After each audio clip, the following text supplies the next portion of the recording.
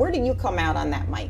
What are your thoughts about the law involving assisted suicide? And did Brittany, I mean, clearly under Oregon law, had the right to do what she did, but is this something that you think should go nationwide, be something federally mandated, or state by state? Well, I am a big supporter of Compassion and Choices, which is the organization that supports the legalization of a person's right to die with dignity when they're facing a life-ending disease.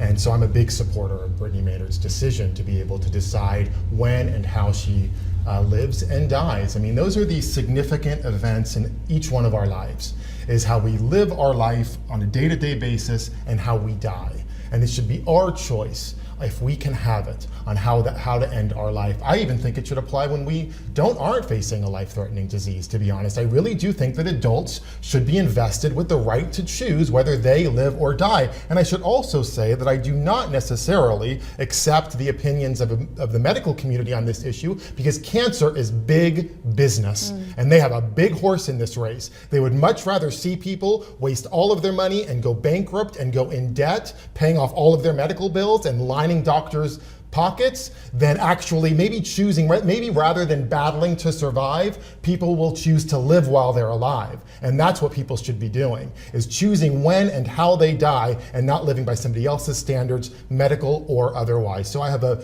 big problem with medical doctors. I had a client once whose husband got cancer, and they lost their house, all of their savings, and ended up $800,000 in debt from medical bills. And looking back on all of that, she might look back on it and say, rather than seeing my husband suffer over those last 2 years, perhaps had we made that choice to end his life at a more appropriate time, I would be better set up and he would have lived and died more peacefully. So I'm just a big supporter of that, of a person's right to make that choice.